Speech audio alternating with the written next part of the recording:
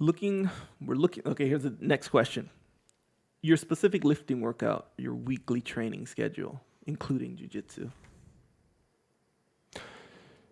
This is a big question. And this, for those of you that do jiu-jitsu out there in the world, this is like when someone says, hey, Jocko, how do I pass your guard?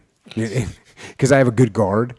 And so, someone that is a blue belt will say, hey, how do I pass your guard? And literally, I have guys at the gym that are brown belts and black belts that pass my guard once every 6 months, So my guard is good.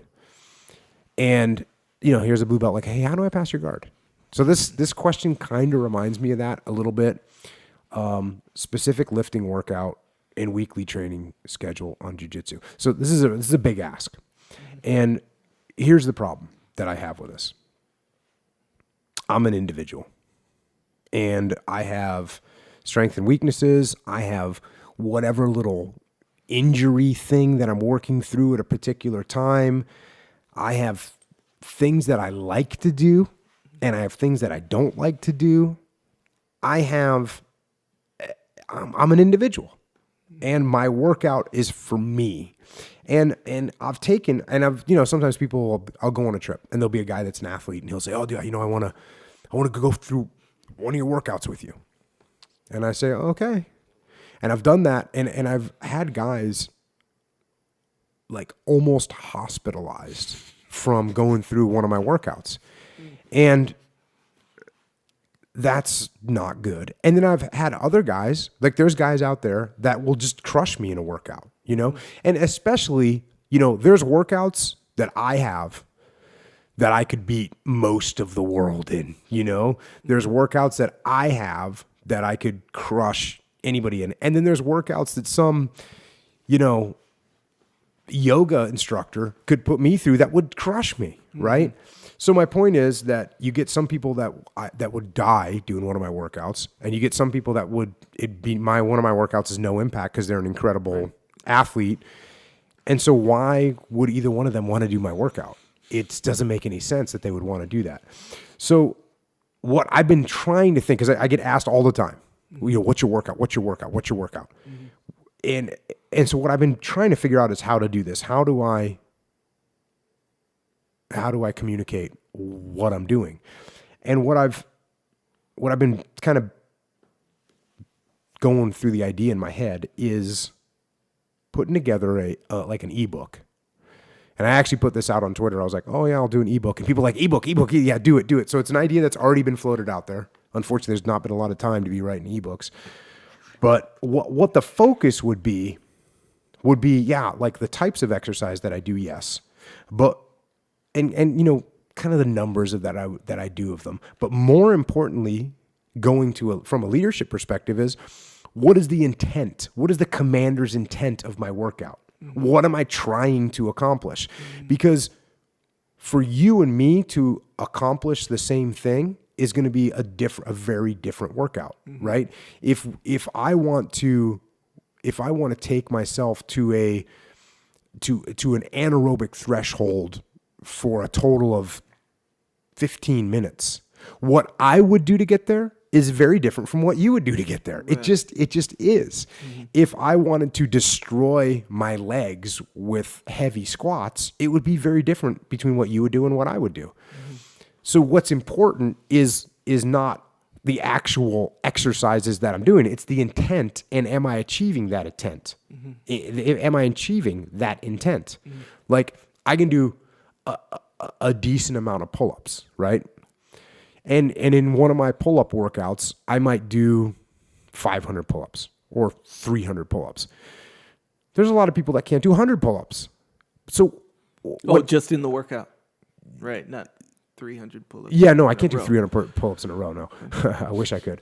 But my intent is to do a number of maximum sets of pull-ups, and then do a number of slow, very good form maximum sets. And the intent is to get stronger at pull-ups by doing, a high number of maximum sets. And I think that intent to give to people would say, okay, so that way if Echo's not good at pull-ups and you go, okay, well, I'm going to go in and I know what the intent is. I'm trying to get to a point of failure even on one single pull-up. And it might take you only 15 minutes to do that and 30 pull-ups, or whatever the case may be. And for someone that's really good, a rock climber, it might take them, 45 minutes and they might be 600 pull-ups deep before they get there. Yeah. And so that's kind of the idea I'm batting around. I don't know if people are that really interested in that. I think a lot of times people want a formula.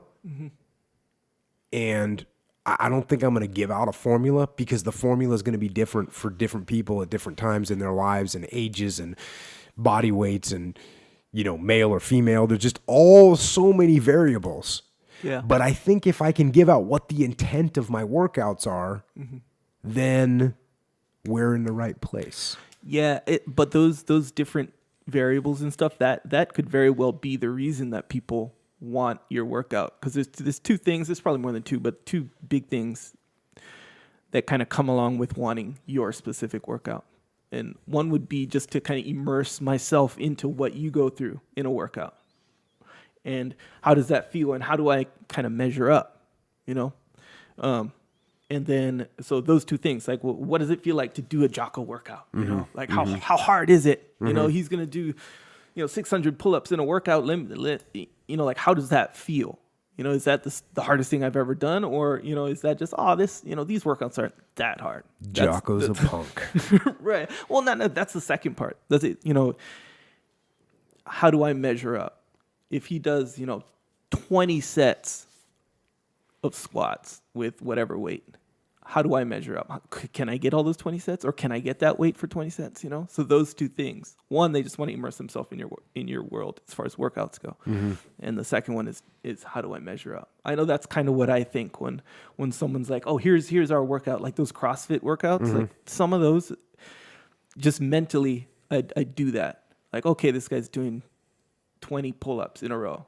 Like, how many can I do? I measure it. And then at the same time, it's like, you get to understand what these CrossFitters do. And then, like I said, they go back and forth, but those two things. And I think that is interesting. Like, if you were to tell me what you did this morning for a workout, like, I'd be interested, on top of the fact that, maybe I want to do that workout for me, for results for myself. Right. And yeah, you're right. It may or may, I'll probably have different results. Even if I do the same workout as you for, 6 months, I might have different results. But that part about measuring up and just knowing who you are and kind of what you stand for, and this is the workout that you do, just understanding that, I think that's significant too. Yeah. I would love to tell you that I'm some, physical specimen, but I'm not. I'm actually not the strongest guy. I'm not the fastest guy. I'm not the most flexible guy. I try hard. And I also am a result of my physical aptitude is like a brownish gray paint. Because I mix up so much stuff in there that I'm the result of, I'm not bright red. Right. I'm not bright blue because those two things, the strength has been mixed with endurance, has been mixed with flexibility, has been mixed with all these things have been mixed together. And I don't want to get too much of any of them. Yeah. Because then I'm losing something else. And so I'm kind of this kind of average in many categories. And my numbers in very few of them would impress anybody. You're pretty strong though. Yeah, and but I'm not one of those people that's on the mat that you go, man, that guy is just freaking strong. Well, at least it's hard for me to judge, but I know that. I guess people say, "Oh, you're strong." Yeah, but, sometimes I think that. Yeah. Okay. You're like that guy on the. You ever play video games? No. Okay, so let's say you play, football video game. You play football. So when you analyze your players, it'll have all these attributes: speed, hands, acceleration, right? And it's like 0 to 10. So you're the guy who has all like 8s, instead of the guy with 2 10s and then a 3. Yeah, yeah. But like anybody that's listening to this podcast can beat me in a bunch of categories. Yeah. You know, they got 10s and some stuff, Right. Yes. and I don't. I don't have any 10s in anything. That's okay. Not everyone can have 10s. Yeah. Next Next question. question. Yeah.